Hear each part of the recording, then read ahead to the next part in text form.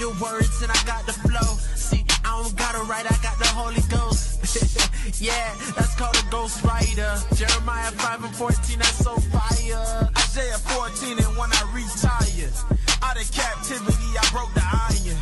Who that is coming out of Mount Zion?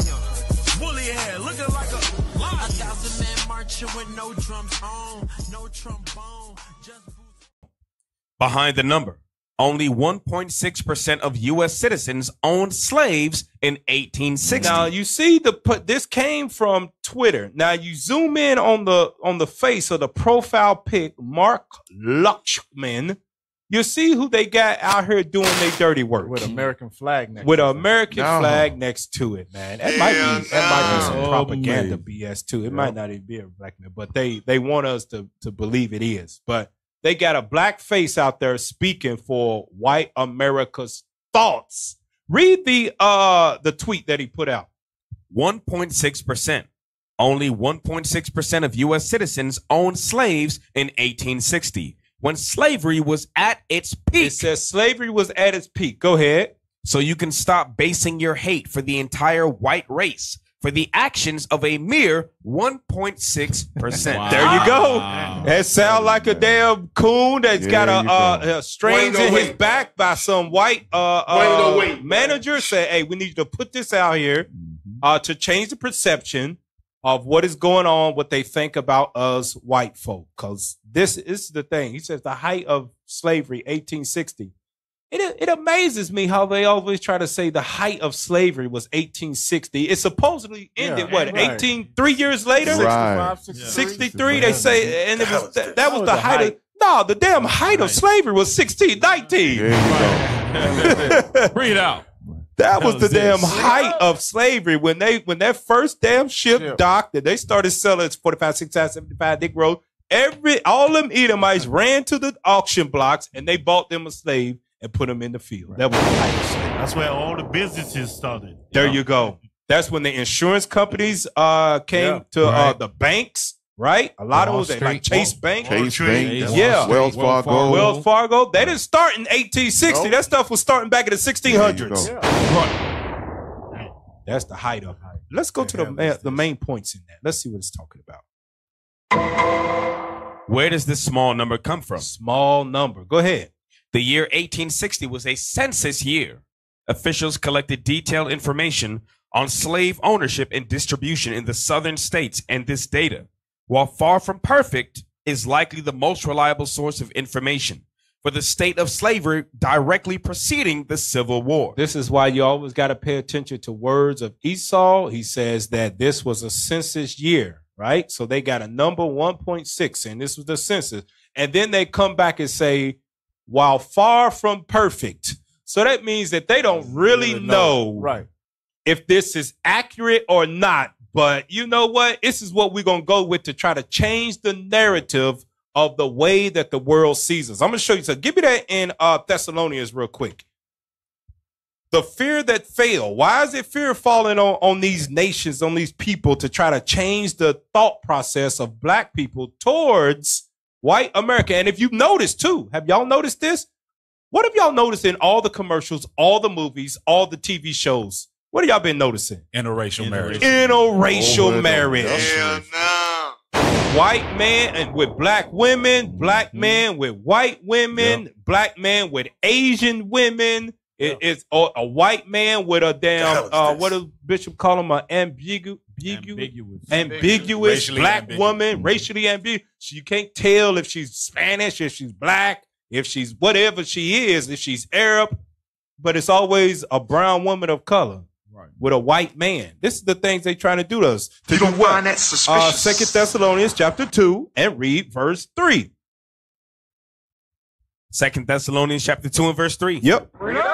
Let no man deceive you by any means, for that day shall not come, except there come a falling away first. That falling away was actually the Israelites going into slavery, right? And it wasn't just a few of them; it was the whole damn nation. Right. And when God put the whole nation in slavery, and you know what God said about that nation? They are as the sand of the sea that cannot be numbered. Right. So for you to come up with a 1.6 number, people with spiritual eyes already know that's BS right there.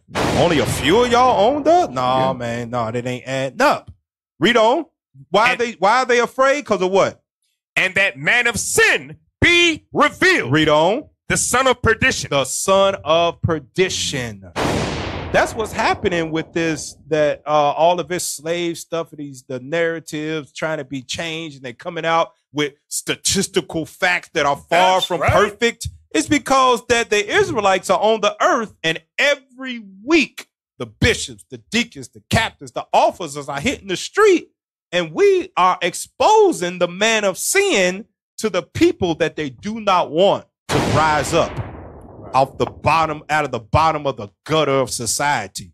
Because it's more of us, especially more of us poor, than it is them that are the rich elites. So they're afraid that we are going to expose them. So now they're coming out with these numbers. Go back to it. Now look how much more detail this article gets. Read that. Among the data collected were the total population of each state, both free and enslaved, as well as family and household statistics. These data can be found in the state-level population reports for 1860 published by the U.S. Census Bureau. Another set of relevant data concerns slave ownership, a table for each slave state documenting the number of slaves and slave owners is found beginning on page 223 of the 1860 Census Report. Okay. Go ahead. Agriculture of the United States in 1860. Now, I don't know about y'all. I came up with in a time where social media had not blew up, and kids, 2-year-old kids knew how to get on the Facebook and swipe and sit there and do that with their finger, or they knew anything about computers. I remember a time where they was collecting census. Y'all can tell me if y'all went through this time, not you millennials that sit over there. They used to knock on the door. They used to knock on the door for the census and ask if you would take the census, or how many people's in there, what's your race, this, that, and the other. They were paying people to go door to door to find out the numbers for the U.S. Census. Now, that was just 10, 20 years ago they used to do that. So how in the hell are you going to make me believe that this is an accurate census done in 1860 when they used to have people knocking on the door just 10, 20 years ago? What makes you think that they had the manpower to go around all the nation and count up the slave owners? Right. That's Come on, you talking about a nation that, listen, we still finding different facts. Yeah. Right. Bones is still being dug up. Yeah. Almost every month you hear, oh, we just found a slave burial site. Yeah. So you telling me now these numbers are accurate? Come on, stop. Right. They had like they had internet to be able to, hey, yeah, I'm filling out. Yeah, I got there you go. Right. I got 1,500 slaves at sin. Or man, it took a damn horse with a little letter to go all the way to Washington or Philadelphia or wherever to get this government census. Yeah. And you in Mississippi? Right. Stop. Right. Who's doing that? It ain't adding up, man. It ain't adding up. It ain't Math ain't the mathing, math ain't man. mathing, man. But that's the fear. That is the fear. Now, give me that next point in there about the total number of slaves. Go ahead. Total number of slave holders is not the proper metric. So the article comes back and it says you can't measure it by that. You can't measure it by slave holders. That's not how it works. Why? It's because slave owners could do what? They can buy what? 5, 6, 7 slaves. They can own slaves. Right. They can buy slaves for their kids. Yeah, They can buy slaves for relatives. They can do all of it. So it's saying you can't measure it by slave holders. Right. That ain't the way you're going to find out the right numbers. Keep reading. Adam Rothman, a historian at Georgetown University and an expert in the history of slavery who spoke to us via email, told us that the percentage of slave-holding families is the better measure of the extent of slave holding. Okay, so you got to do it by families. Go ahead. One reason this is true, according to historian Adam Goodhart in an interview with PolitiFact in August 2017, is that a person could be, and often was, a slave master, but not technically a slave owner. Boom. Look at that BS right there, man. That's why you can never, it's the semantics. If they did happen to get to them for a census, They could be like, no, I'm not a slave owner. I'm a slave master. Oh, let me mark that on the census. He's not an owner. He's a master. It's a difference. You report that back. Oh, only 1.6 people own, a percentage of people own slaves around here. Not saying that you got 99.4% are damn slave masters. So essentially what he's saying is you got to read the fine print. Just like how all the time. Whenever you buying food or whatever, maybe, or they giving you this coupon card, you got to look at the fine print. Yeah. Then that's where Esau gets you at. Go ahead. So Cap, they mean all the slaves came on their own then. Yeah, that's what they try to say. Yeah. All them slaves, they came on their own. If only 1.6% own slaves, why is DeSantis banning slave history? There you go. Oh, man. Why is it such a ban on critical race theory? Right. Not just in Florida, too. It's in other states that they don't allow that to be taught. Even in states that were technically not slave states. New York and damn Massachusetts and California. Right. Why ain't those critical race theories in those states then if only 1.6? Because surely the people out west didn't have slaves. Surely it wasn't no slavery once you got past Kentucky and went to New York and Ohio. Spread 1.6 around in the United States. It will be non-existent. They're saying it was. They pretty much saying slavery was non-existent. There you go. Right. Yeah, Exactly. we was the good guys. It was we tried to free y'all. You done went to Oregon, way up in Washington, like you would say. You done went to Oregon, out there in the West. You'd be like, y'all own slaves here? What's a slave? Right. I never heard of one around here. Bro. What? Slavery exists? No. Come on, man. Go ahead, officer. Hey, Captain, we know that they lied too because remember Juneteenth. There you go. All of them was lying about having slaves. They freed us way after slavery was abolished. There you go. So they was lying anyway. Lying. So that number is not accurate. Not at all. Slave master, but not technically a slave owner. Let's read the next paragraph. Many non-slave holding whites in the South rented slaves from wealthier slave holders. See, so they actually didn't. This is what they did. They didn't buy them, but they went and rented them. So one dude got all the money, right? He the big bank. He the big bank. He got about 100 slaves, and you know what he do? He sets up shop.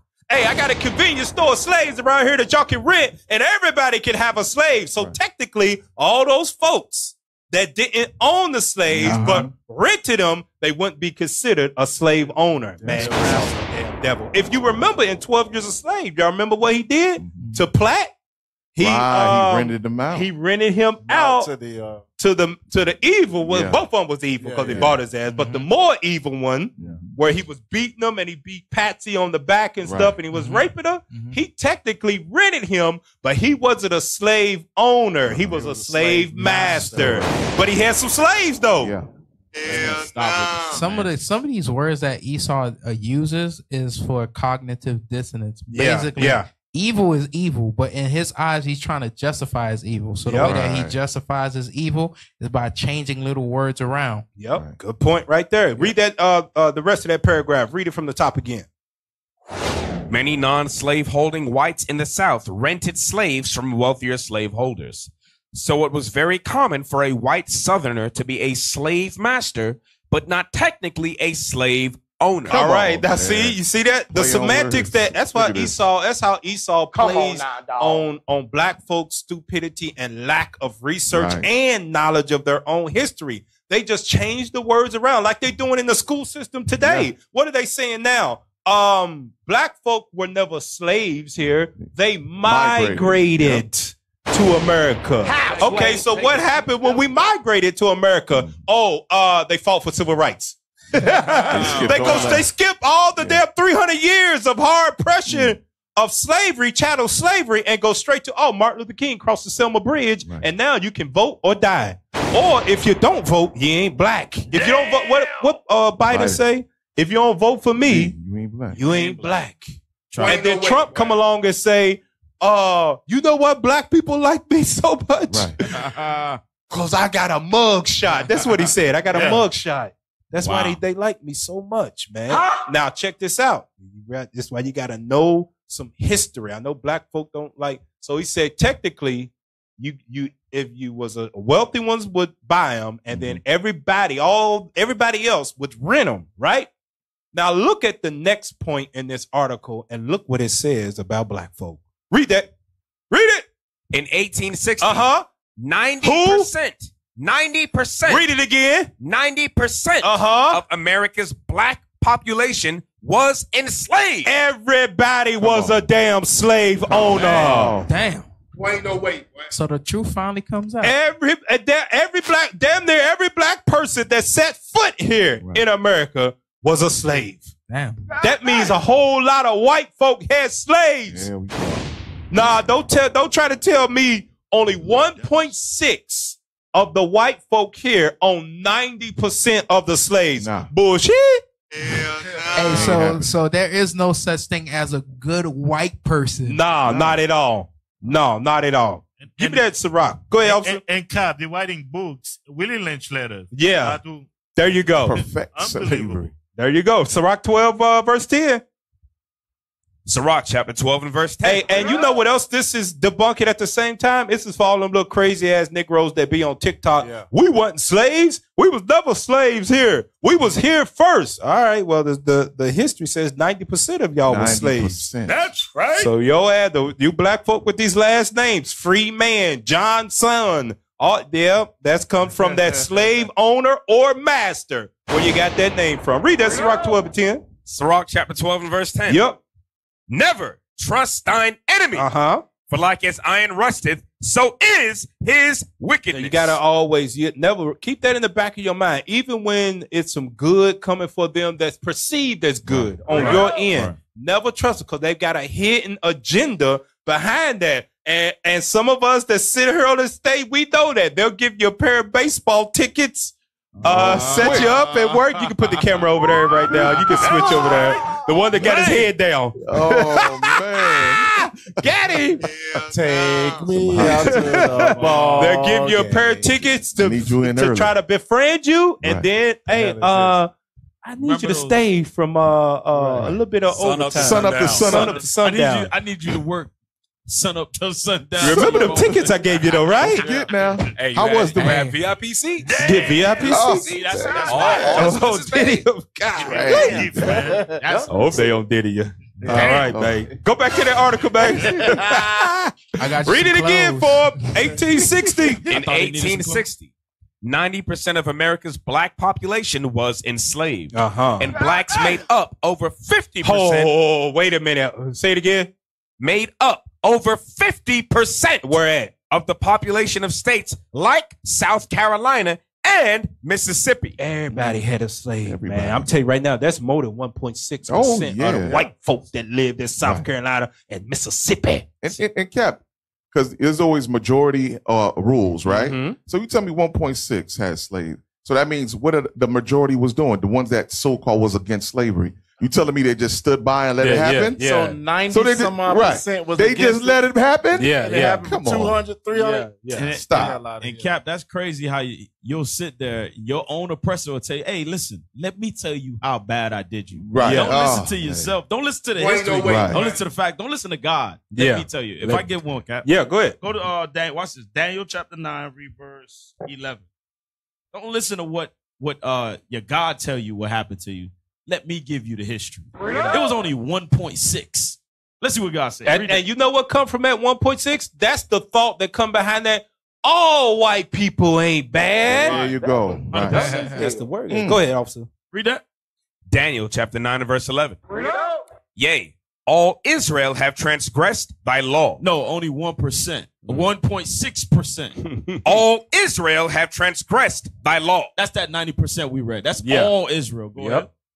Even by departing, that they might not obey thy voice. So all of us transgressed against God. Read. Therefore, the curse is poured upon us. Read. And the oath that is written in the law of Moses, the servant of God. You know what's the curse that's written in the law of Moses? Your ass going into slavery. There you go. Right. So much that it's gonna be more. It's gonna be more than 1.6 of Esau that owns your ass. Right. 100%. Hey, can I get one? Yeah. Give me Jeremiah chapter 50 and verse. Go start at 6. right? Because that curse that was poured out on the true Israelites, you can't tell me that only 1 point. That means that God is a liar. Then. That means that God is a liar. And we know he ain't. Read. Jeremiah chapter 15, verse 6. My people have been lost sheep. Their shepherds have caused them to go astray. They have turned them away on the mountains. They have gone from mountain to hill. They have forgotten their resting place. So we forgot the commandments of the Lord. And watch this. All that found them have devoured them. All that found them. That's what we're talking about right now. Yeah, they went over to Africa. They went over to Spain. They went over. They came over here. They took us back and forth, back and forth, back and forth. Yeah. And they're trying to hide their hand. But watch what they say. And their adversary said, we offend not. We ain't do nothing. Yeah. Damn. Yeah. We ain't did nothing. My ancestors didn't own. My It's only a little bit of us. We offend not. We ain't do nothing. It's only 1.6% of us. Read. Because they have sinned against the Lord. We ain't do nothing. It was them. Yep. They hiding their hands like, man, I ain't do nothing. Yeah. I don't know what you're talking about. What you talking about, Willis? It's them black folk that did it. They enslaved themselves. And that's what they try to say. That's what Deuteronomy 28 say. Yeah, yeah. We sold ourselves. Sold ourselves. Nah. And nobody bought us. The hell is this? Yeah, right. All right, finish that up. The habitation of justice, even the Lord, the hope of their fathers. All right. Now go back to that article. Let's finish it out real quick. To suggest this ubiquity of human bondage in 1860s. America was the result of only 1.4%, 1.6% of whites owning slaves would be, to put it mildly, an inaccurate reading of U.S. history. It's inaccurate, dude. It's lies. It's basically what it is. It's lies they telling you. They enslaved that it was more than 1.6% of white folk that had enslaved, man. How do you think that this nation became like this? Give me that in Revelation. It's a reason. Revelation chapter 18. I want you to read verse 9. Revelation chapter 18 and verse 9. Yeah. And the kings of the earth who have committed fornication and lived deliciously with her. That's the Babylon the Great. America. Go ahead. Shall bewail her. Read on. And lament for her when they shall see the smoke of her burning. Now, why is God going to burn this place, right? Verse 11. And the merchants of the earth shall weep and mourn over her, for no man buyeth their merchandise anymore. Now, what was some of the merchandise that this place had? And jump down to verse 13. There you go. And cinnamon and odors and ointments and frankincense and wine and oil and fine flour and wheat and beasts and sheep and horses and chariots and slaves. And what? And slaves. Now, I'm going to tell you this right now. Other nations do not get rich off of 1.6% of people having slave labor. No, it don't work like that. Nations don't get rich off of that. That means that it has to be an abundance of people that has what you need to purchase. It has to be an abundance of them. If only 1.6% of people had slaves, then those other nations of people would have came over and they were like, hey man, y'all got any more slaves to sell? Like, no, we sold out. Come back in 50 years. Come on. We need to make more. We got to make more babies and wait for them to grow up. We'll come back in 50 years. Terrible supply chain. Terrible supply chain. That ain't how it worked. Nations got rich off of America, Babylon, having slaves and what else? And souls of men. Nations don't get rich off of just 1.6%. No. It has to be an abundance of people that has these slaves and bought them and used them. Right. You ain't not just Esau. Everybody. Everybody, man. That's why the Lord says this in Jeremiah 47. Read that. Just the first couple of lines. Jeremiah 47:1. Jeremiah chapter 47 and verse 1. The word of the Lord that came to Jeremiah the prophet against the Philistines, before that Pharaoh smote Gaza. 48:1. 48 verse 1. Against Moab, thus saith the Lord of hosts. 49:1. 49 and verse 1. Concerning the Ammonites. 49 and verse 7. Verse 7. Concerning Edom. 49 and 23. Verse 23. Concerning Damascus. 28. 28. Verse 28. Verse 28. Concerning Kedar. 34. And concerning the kingdoms of Hazor. 34. Verse 34. The word of the Lord that came to Jeremiah the prophet against Elam in the beginning of the reign of Zedekiah. So in other words, the Lord ain't playing with their nation. Their nation. He called them out. He called them out. He called all of them. And if you read it, whenever you get a This chance, is war. This is war. The Lord says every single nation gonna get it, and He prophesied through the prophet Jeremiah concerning, and this is the destruction. There you go. All praises. Can I bring one script? Yeah, go ahead. Let me get First Maccabee 2 verse 10 to back you up. Cap. That's the one. Bring it out. Every single one of them, I'll spot taking on. Right. Every one of them. No, it's only 1.6. Nah. With that, Justin. 2 Maccabees chapter 2 and verse 10. First Maccabee 2:10. First Maccabees 2, verse 10. First Maccabees chapter 2 and verse 10. What nation hath not had a part in her kingdom? What nation has not put us in slavery? There What you go. nation? There's not one. Yep. That's why every single one of them gotta go into That's captivity. right. Right. We didn't finish that? And gotten of her spoils. Every single one of them. Yep. Just like what Cap was doing. There you go. This is Every war. single one of them gonna get it. Now play that video. Play that video that we have. It's a voice rarely heard, the voice of a formerly enslaved person. Few know that in the decades following emancipation, interviews were done in an effort to preserve their stories. And in tonight's Prime Focus, you'll hear some of what they said as part of our partnership with the 10 Million Names Project. ABC's Alex Berche brings us their stories in their words. I want you to tell me how you got your name. I got my name from President Jeff Davis.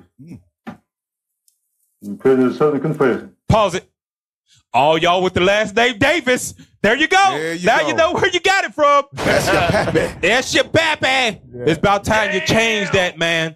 Repent as the Israelite you are. Learn this truth, apply these laws, and change your damn name. All you Davis, sir. You got the last name of the Southern Confederate President. Damn. Let it play. What is this? You own my grandfather and my father.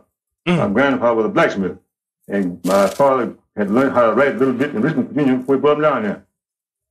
You're listening to the voice of a formerly enslaved American, a man by the name of George Johnson. This rare and historic audio interview was recorded in 1941, almost 80 years after Mr. Johnson gained his freedom. He and his family worked on a plantation in Virginia owned by Confederate leader Jefferson Davis, a staunch opponent of abolition. In the interview, Johnson recalls a day in the life as an enslaved person. Did they drive the slaves down there in Davis' Bend very hard, or did they work them reasonable? Reasonable. You know, Marsh Jewell give much of another boy. And That's not real southern. They're must. Yeah. Boy was chopping cotton. Chopping Boy didn't chip with the gang, you understand? He come to hoop, boy chip, you understand? That's the house of March Youngwood. Yeah, that's what's the trouble, son. Say, Mr. Don't hoop me, he called and chip with the gang. Audio tape interviews like this are striking and uncommon, but are actually part of a long legacy of Black families, communities, and institutions, including historically Black colleges and universities, that lead the way in collecting and preserving the oral histories of the formerly enslaved people in the 19th and 20th centuries. In the 1930s and beyond, technology allowed some of these interviews to be recorded as part of both federal and independent projects. The details are often difficult to hear, but they remind us this history happened not too long ago with names, faces, and stories. Tell the coons that. How many of these recordings exist? The recordings are relatively rare, but the recordings come from a much larger and really important and in many ways unsung collecting effort that took place. In terms of audio technology, most of it was not recorded by audio because the technology didn't exist, at least in any kind of widespread accessible way when most of those were conducted. So it's really just a handful of audio recordings we have. In 1974, a woman named Celia Black, at the age of 114 years old, shortly before her death, recalled picking cotton in Texas as a child born into slavery. I didn't have to pick cotton or nothing. I didn't do nothing but like in the field. Let it play a little bit more. Field, oh goodness. Made my husband go out west and pick cotton. Pick cotton. Go out west every year. Pause it. Every year, right? Give me that. Deuteronomy 28:16. Her and her husband, she said, was in the field every year. Come Sent on us now, out dog. west, pick cotton. Deuteronomy 28, verse 16. Deuteronomy chapter 28 and verse 16. Cursed shalt thou be in the city. And where else? And cursed shalt thou be in the field. Come on, man. The Bible's a true book. Y'all notice that they ain't played no damn You Wish Israelis. There you go. People. Yep. They ain't got no recordings of them. Right. You won't see it.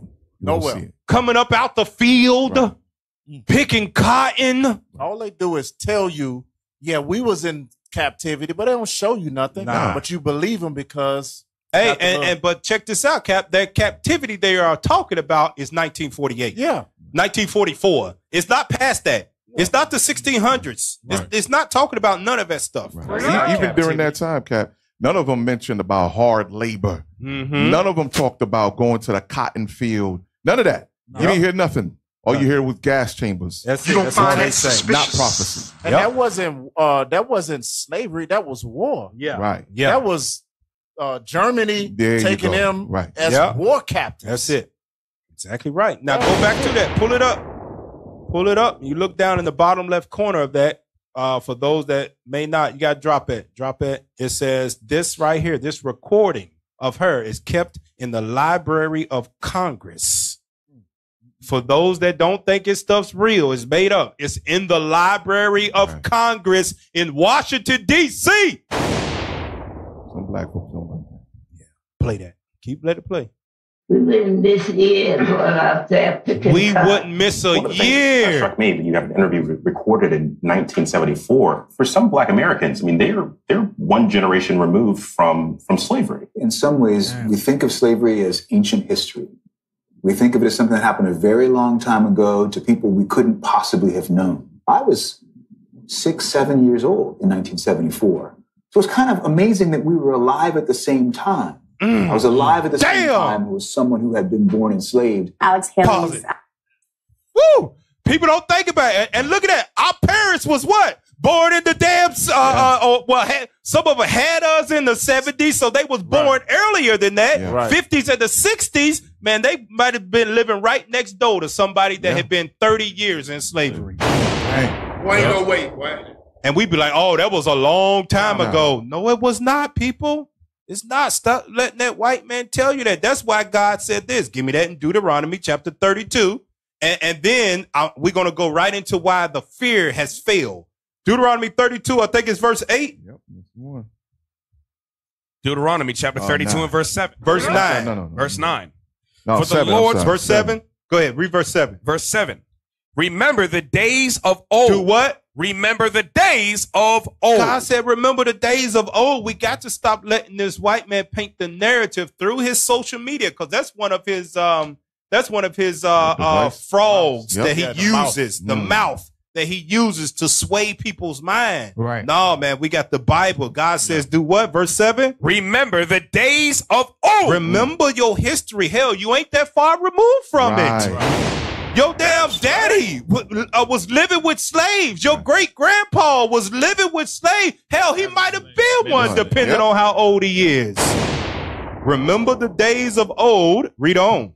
Consider the years of many generations. Many generations, because those generations are going to tell you who you are today. Right. That's exactly what they're going to do. What did Willie Lynch say that we can't let them do? We can't let them connect with a factual moment in history that connects with them, because if it does, it will reset the mind. Right. Read on. Ask thy father, and he will show thee thy elders, and they will tell thee. We just read that man might have been a father born in 1974. He got kids. His kids ask him about the history, and then he can do what? Ask his elders. his grandfather would tell him if he's still alive.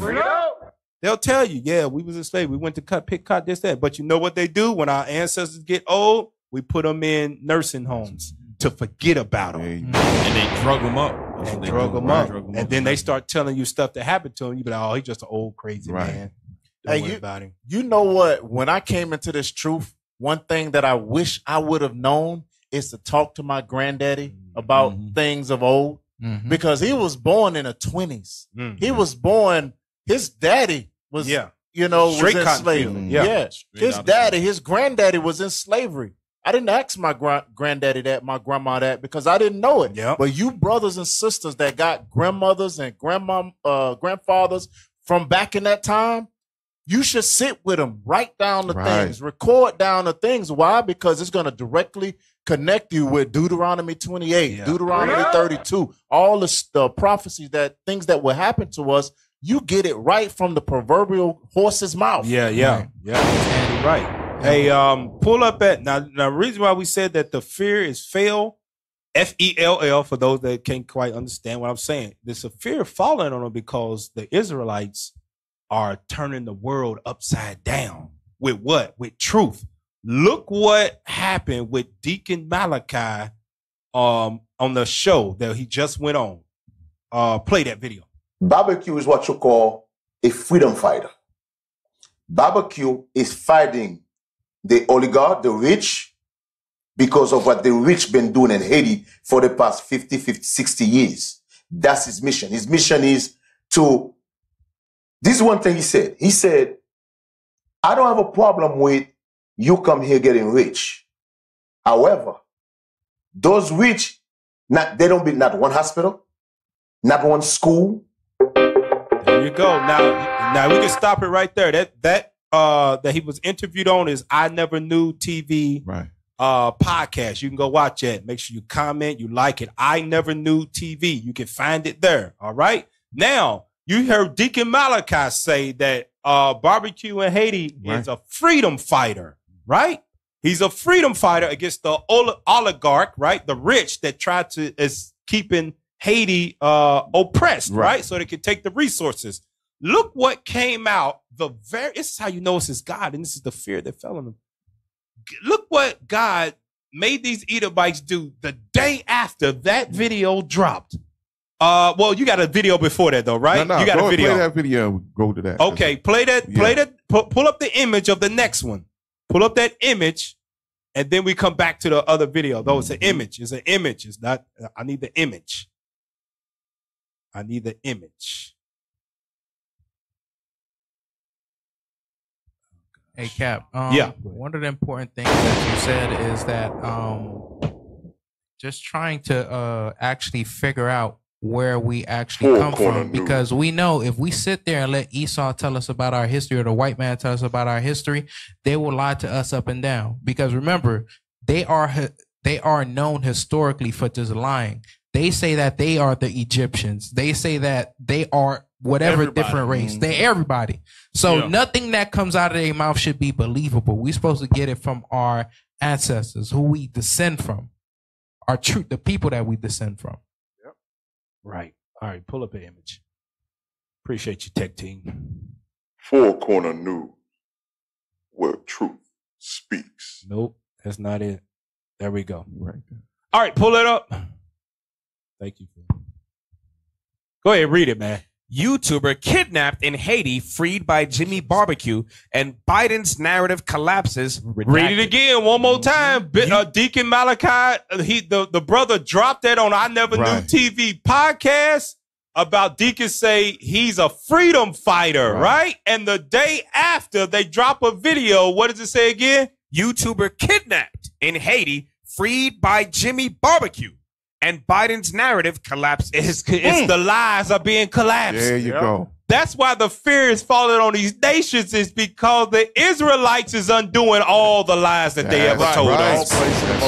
Every time that it's a leader that ever stands up for his people, they always try to paint him as he's peace people. Right. He's trying to take over the land. He's a dictator. No, it just said he's a freedom fighter fighting against the elites that are using up all of the resources of Haiti and not put nothing back in. Now play that video that's before that Captain Severus had played that. I'll put it in there. Go ahead, play it. Play that video. You gonna translate for us? I'm gonna translate. So this is him right here. This is him right now.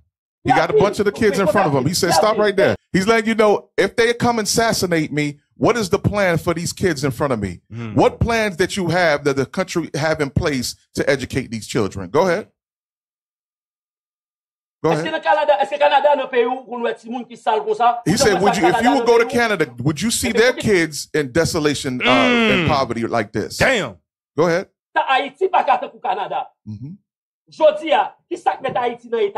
He said, what causes Haiti to be in this condition today? Go ahead. It's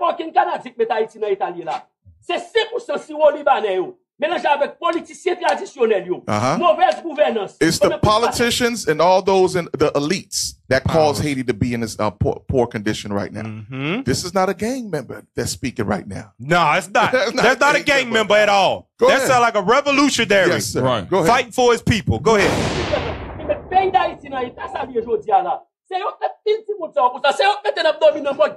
He said the reason why we living in a dilapidated state with sheds, it said because they don't allow Haiti to grow. They put us in that condition. That's what you're hearing. Go ahead. There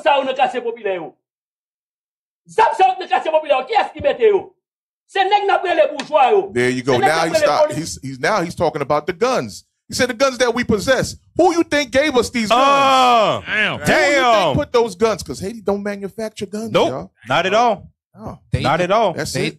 They doing the same thing locally here with Chicago, where they put the guns. They Satan's plan does not change. Yeah. It just changed locations. Right. Exactly right. Now go back to that video of Deacon Malachi once again, because they don't look like a gang leader right there. Don't sound like trying to inspire the young man and the people, right? To know who the enemy actually is. Right. Play that video. What did Deacon say about him all the way to the beginning of it? Play it. Barbecue is what you call a freedom fighter. Barbecue is fighting the oligarch, the rich, because of what the rich been doing in Haiti for the past 50, 60 years. This is why they're afraid. His mission is to, this is one thing he said. He said, I don't have a problem with you come here getting rich. However, those rich, they don't build not one hospital, not one school.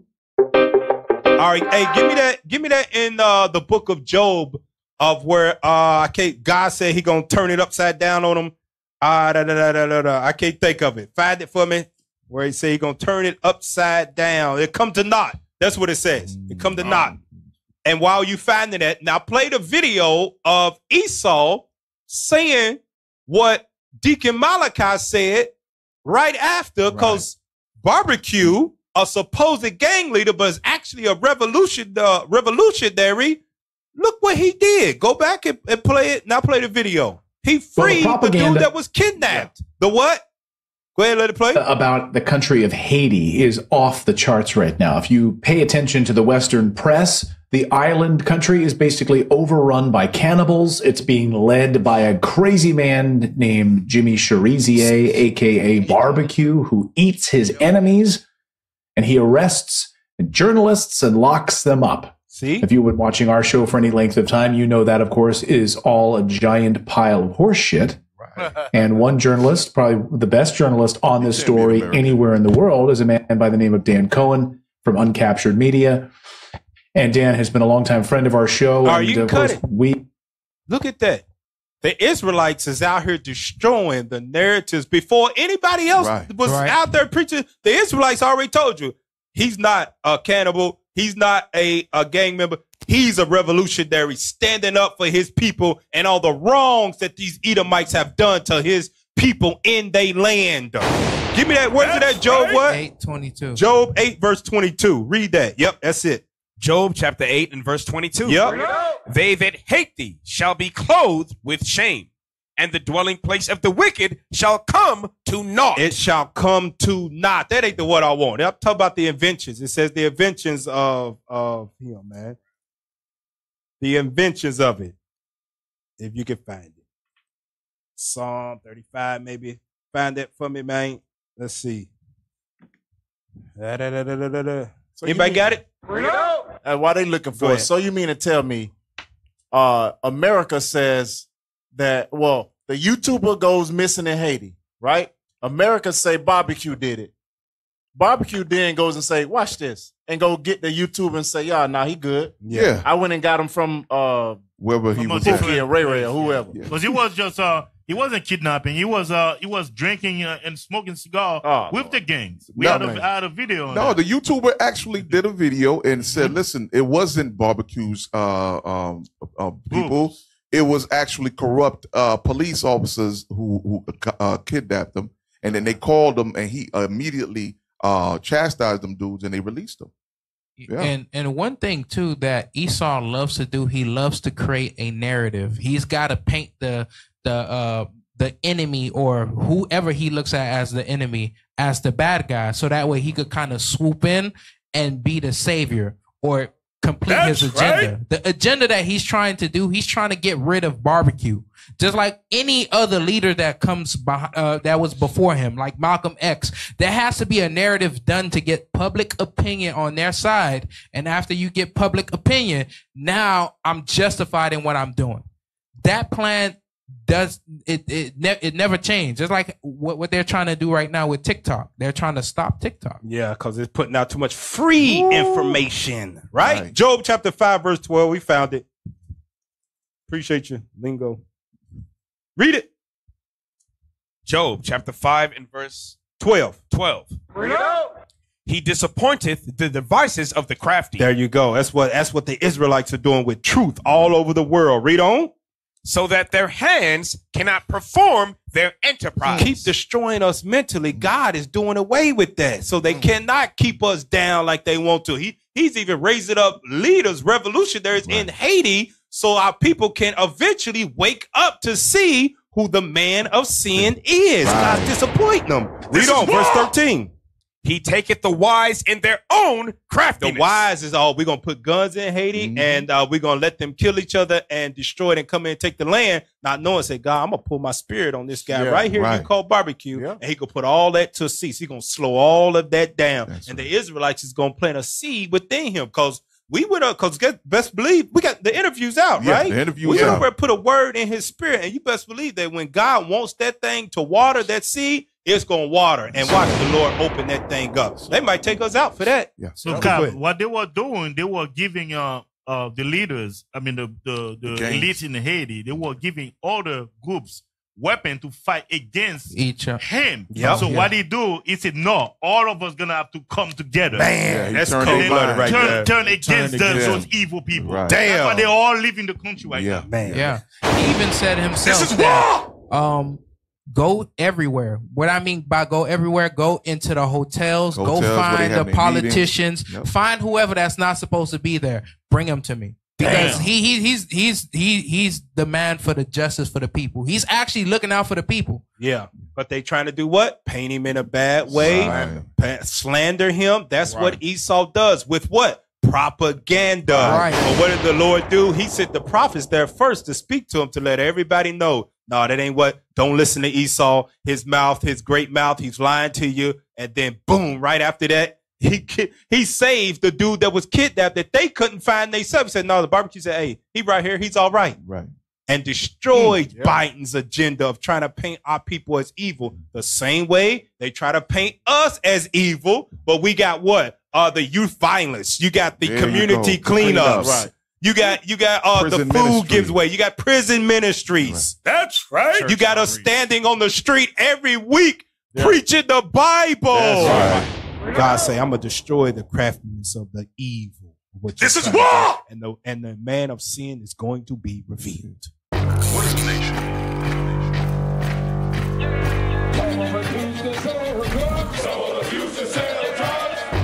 Nation is men leading by example.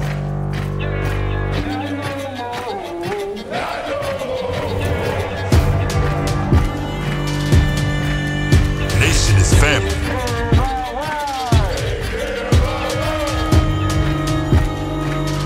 Nation is community.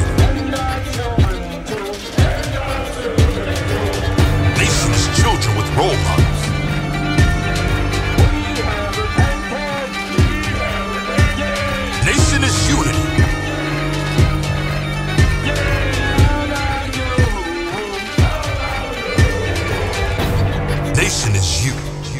And finally, my brethren, be strong in the Lord